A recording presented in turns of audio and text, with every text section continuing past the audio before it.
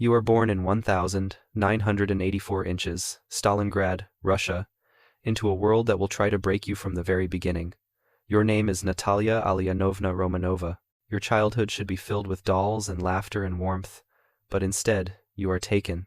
The Red Room finds you when you are just a little girl, barely old enough to understand what is happening. They see potential in you. They see a weapon waiting to be forged. Your real parents, if you ever had them, disappear from your memory like smoke. The Red Room becomes your only family now, and it is a family built on pain, discipline, and blood. They train you in a secret facility hidden deep in the frozen Russian wilderness.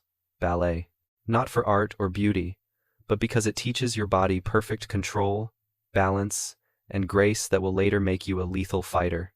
You dance for hours until your feet bleed through your slippers. You are taught to ignore the pain completely. They train you in combat from the age of 5, hand-to-hand fighting, weapons, knives, guns, explosives, espionage, seduction, manipulation, everything you need to become the perfect spy and assassin. You are one of 28 girls in your class, all training together, all competing for survival. The instructors show no mercy. Failure means punishment, weakness means death. You watch girls around you break under the pressure. Some die during training exercises that go too far. Some are executed for showing too much emotion or hesitation. You learn quickly to bury your feelings deep inside, where no one can see them. You become cold, calculating, obedient. You excel at everything they teach you because excellence is the only way to survive this nightmare. By the time you are 10 years old, you have already killed your first target, a politician who opposed the Soviet regime. You feel nothing when you pull the trigger. They have trained the humanity out of you successfully. As you grow older, the training becomes even more brutal and invasive. The Red Room performs a forced sterilization procedure on all the girls. They take away your ability to ever have children.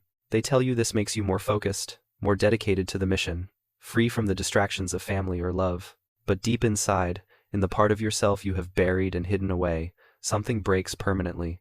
They take away your choice to ever be a mother. They take away a future you might have wanted. They take away a piece of your humanity that you will never get back. You graduate from the Red Room program at the top of your class. You become the Black Widow, the most feared and efficient assassin in the entire Soviet intelligence system. You are given mission after mission, assassinations, infiltrations, sabotage. You complete every single one perfectly without question or hesitation. Your ledger grows red with the blood of dozens of targets. Politicians, scientists, defectors, anyone your handlers tell you kill without mercy. You move through the shadows of the Cold War like a ghost. No one knows your real face. No one knows your real name. You are a weapon, not a person. But then comes a mission that changes everything forever. You are sent to eliminate a target, but S.H.I.E.L.D. Agent Clint Barton, codename Hawkeye, is sent to stop you. He tracks you down after you complete your kill. He has you in his sights, his arrow aimed directly at your head. He should pull the trigger and eliminate you. That is his mission. That is what his orders tell him to do. But he makes a different choice completely. He sees something in you that no one else has ever seen before. He sees the person trapped inside the weapon. He lowers his bow. He offers you his hand instead of his arrow. He offers you a chance at redemption. For the first time in your entire life, someone shows you mercy. Someone believes you can be more than what you were made to be. You take his hand. You defect from Russia and the Red Room. You join S.H.I.E.L.D. and begin the long, painful process of trying to wipe the red from your ledger. But the past does not let go easily. The Red Room sends agents to kill you for your betrayal. Your former instructors, the people who made you into a monster, hunt you relentlessly. But Clint Barton stands beside you. He protects you. He trains with you. He becomes the first real friend you have ever had in your entire life. Slowly, painfully, you begin to remember what it feels like to be human again. You work mission after mission for S.H.I.E.L.D., trying desperately to balance the scales. For every life you took in the past, you try to save 2 in the present. You infiltrate criminal organizations. You rescue hostages. You stop terrorist attacks before they happen. You are still a weapon, but now you choose your own targets. Now you fight for something that actually matters. Director Nick Fury trusts you completely. He assigns you to undercover missions that would be impossible for anyone else. You become indispensable to S.H.I.E.L.D., operations, around the world. Then comes the Avengers initiative. Fury assigns you to assess Tony Stark and determine if he is suitable for the team. You go undercover as Natalie Rushman, his new assistant at Stark Industries. You watch him closely, analyzing his strengths and weaknesses, reporting everything back to Fury. Tony is brilliant but reckless, arrogant but surprisingly capable of heroism when it matters. You recommend him for the program. Then you are sent to India to recruit Bruce Banner, the scientist who becomes the Hulk when he loses control of his anger. You approach him carefully in Kolkata, knowing one wrong move could trigger a transformation that would level the entire city. But Bruce agrees to help. The team starts coming together. 2012 brings the Battle of New York. Loki opens a portal above Manhattan, and an alien army called the Chitauri pours through to conquer Earth. You fight alongside gods, super soldiers, and monsters.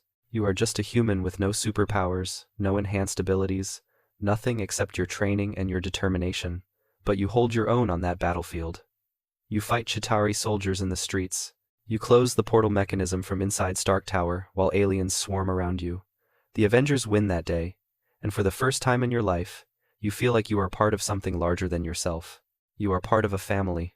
But the past always comes back. In 2014, you and Steve Rogers uncover a horrifying truth.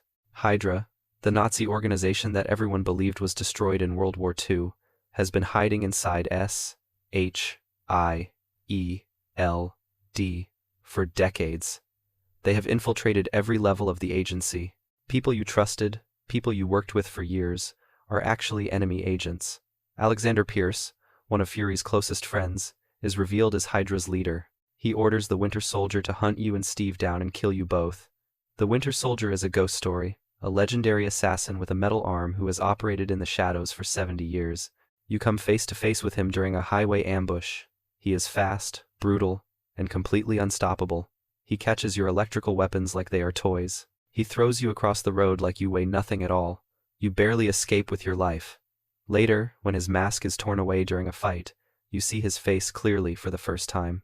And Steve Rogers recognizes him immediately. The Winter Soldier is Bucky Barnes, Steve's best friend from the 1940 seconds.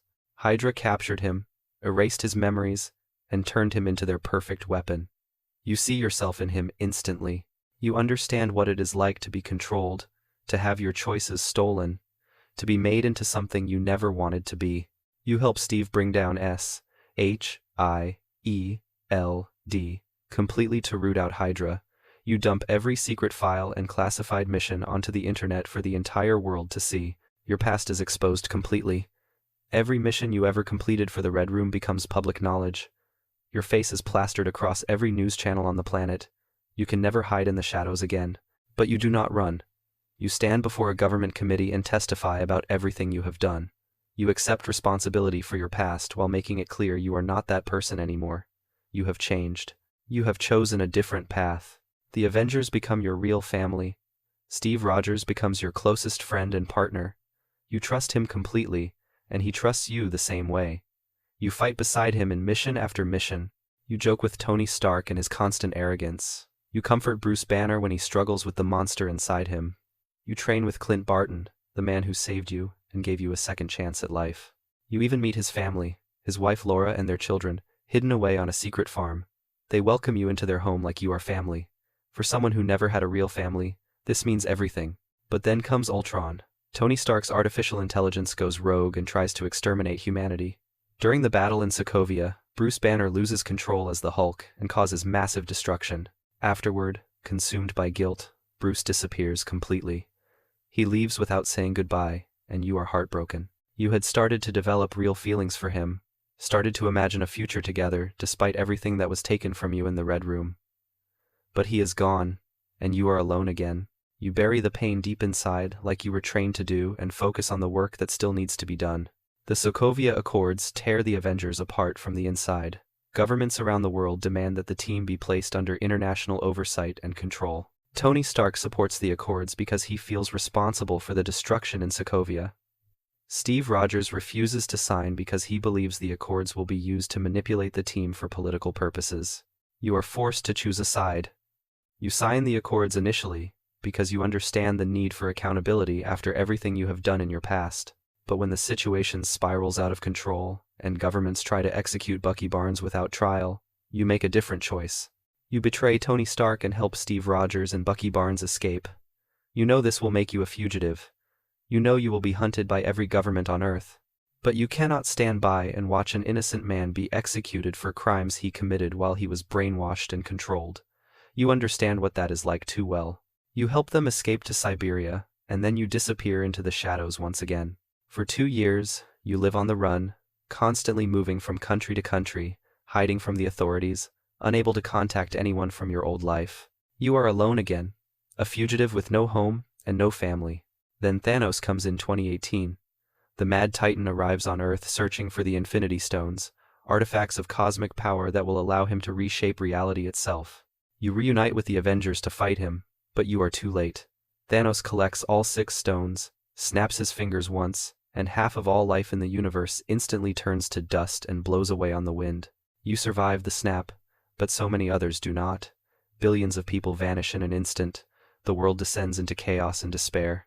You spend the next 5 years trying to hold things together, coordinating with governments, managing global crises, doing everything you can to help the survivors. But nothing you do can bring back the ones who were lost. Then Scott Lang returns from the quantum realm with an impossible idea. Time travel, a way to go back into the past and steal the Infinity Stones before Thanos can collect them. A chance to undo the snap and bring everyone back. You immediately join the mission without hesitation. This is your chance to finally balance the ledger completely. This is your chance to save billions of lives and erase the greatest tragedy in history. The team splits up to travel to different points in time. You are sent with Clint Barton, Rhodey, and Nebula to 2014 to retrieve the Power Stone from Morag and the Soul Stone from Vormir.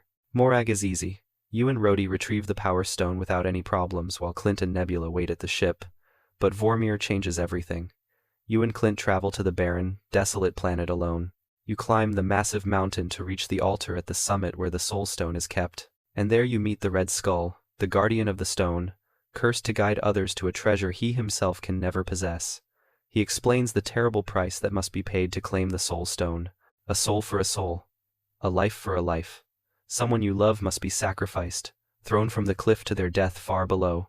Only then will the stone be granted. You and Clint both understand immediately what this means. One of you must die so the other can take the stone back and complete the mission. And you both immediately decide that you will be the one to make the sacrifice. Clint argues desperately. He tells you that you deserve to live, that you have already given so much, that you have finally found a family and a purpose. But you know the truth in your heart. Clint has a wife and 3 children waiting for him at home. They need him. They love him. He has a family to return to. But you? You have nothing waiting for you except more fighting, more missions, more blood on your ledger that will never fully wash away. You tell Clint that he gave you a second chance at life years ago when he chose not to kill you. He showed you mercy when no one else would. He believed you could be more than a weapon. And because of that choice, you have been able to save so many lives and make a real difference in the world. You tell him this is your chance to finally finish wiping the red from your ledger. This is your chance to save billions of people with one final sacrifice. This is how your story is supposed to end. He tries to stop you. He grabs your arm and refuses to let you go. But you fight him off, using every technique you both know, matching him move for move. You grapple with each other on the edge of the cliff, both trying to be the one who falls. You manage to lock his arm and hook a grappling line to his belt.